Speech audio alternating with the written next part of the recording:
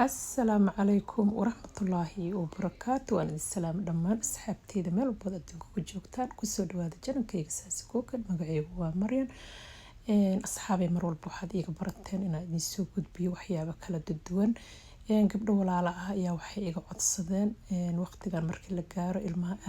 آدي هرقب سائدا نوغا هايا marka marina abaayo manoo soo gudbi kartaa waxyaabo oo maaragtay aan hirgabka ilmaha ay nooga maaragtay caafimaadaan ilaah baa caafimaad leh insha Allah way idin caafimaad doonaan saas darteed ayaa igu dhalisay inaan caanahan idin la soo wadaago walaalayaalo caanahan sida aad u jeedaan meeshaas waxaan ku shubay 120 gram oo sisin ah iyo 170 gram oo boorash iyo sisin waad wada taqaanaan iyo waxaan ku shubay wax yar oo cusbada Himalayada ah waxa kale todo hadda aan ku shubayaa biyaan ku soo shubay waa habeen ma ka soo kormariyay waxaan gelinayaa firinjeerka insha Allah waa kana hadda firinjeerkan gelinayaa waa kana waagiya noo soo bariyay waa qurux badan ayaa noo soo bariyay caafimaadaan ku soo toosna alxamdulillah waa kana waan soo shiidayaa caanaha u jeedeen waa 1 iyo 2 waxaan idinku codsanayaa inaad fiirsatiin bilow ilaa dhamaad sida oo maaragtay oo ku socdo oo maaragtay aan ku sameeyay insha Allah baartada koobaad waxaan ugu talagalay caruurta baartada labaadna waxaan ugu talagalay dadka waaweyn ma sha Allah tabarakallah hadii maaragtay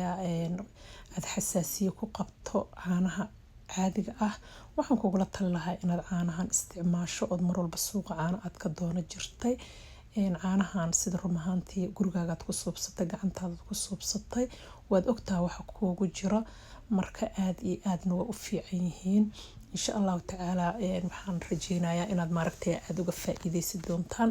aniga sida runtii aad iyo aad ayaan uga faa'iideystay maalinta aan bilaabay inaan caanahan suubsado waxaan ku dhigi karaa hergab maalintaas gurigayga ugu dambeysay aniga ii jeedii waxaan qabi jiray gaaska alxamdulillah shukr rabbil caalamiin ilaaha iiga caafiyay adigana waxaan rajeynayaa inaad ku caafimaad doonto insha Allah ilaahay idankiis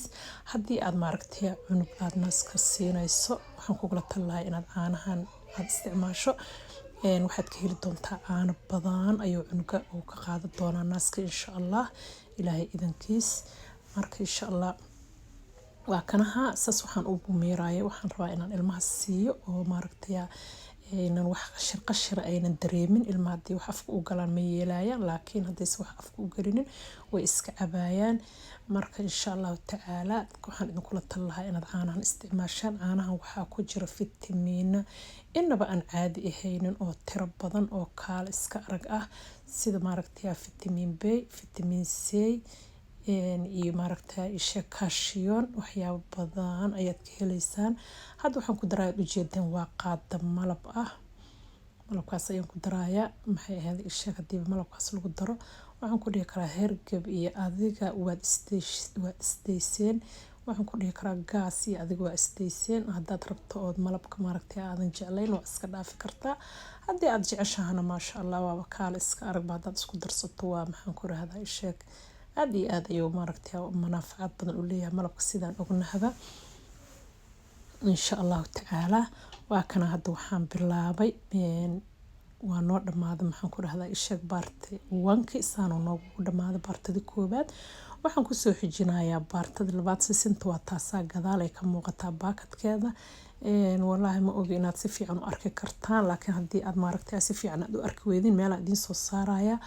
iisoo sheega insha Allah hoos iigu soo qora haduu ilaahay raali ka dhigo waan idin soo sheegi doonaa haduu ilaahay yiraahdo waa kanaha ma wada isticmaali doono intaan waxaan sameyn doonaa maaragtay caanaha dadka waaweyn ay isticmaalayeen caanaha dadka weyn ay isticmaalayeen ma la miiri doono sababtoo waxaan rabaa inaan musqusha lagu galo oo maaragtay markaad isticmaasho aad musqusha gasho asxaabay waxaan idinka codsanayaa hadii aad hore ila joogi jirteen aad iyo aad ayaan idinkaga mahadcelinayaa la joogisteena quruxda badan leh hadii adigu cusubtii waxaan idinka codsanayaa inaad subscribe aad ii saartaan like aad ii tiraahin kambalka aad furatiin si aan idinkugu soo adeego idinkoo gurigeena joogo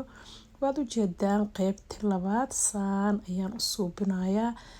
meeshaas aad u jeedaan waxaan ku soo shubay 2 qaado oo maaragtay sisina iyo 3 qaado oo boorash aan ku soo shubay simbar boorashka ayaan badiyaa boorashka caanaha laga suubsadaa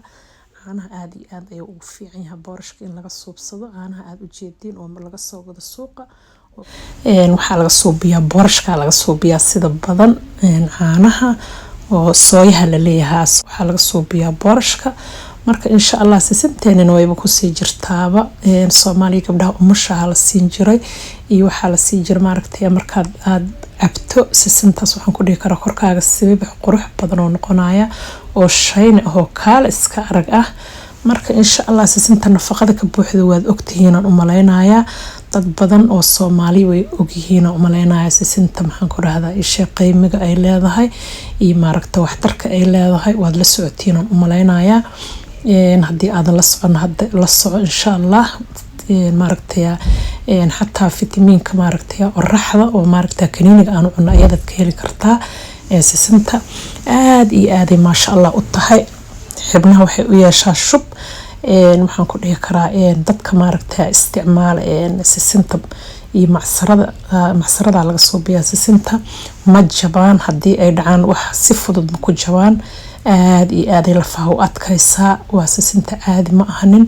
ilmaha looga faa'iideyaan dhihi lahay hala siiyaan dhihi lahay waqtiyada qabowga waliba kuma sii jirto iyo waqtiyada kuleelka mar walba markay kuleelka ay taana baraf inta lagu darsado biyaha loo badsada hal cabo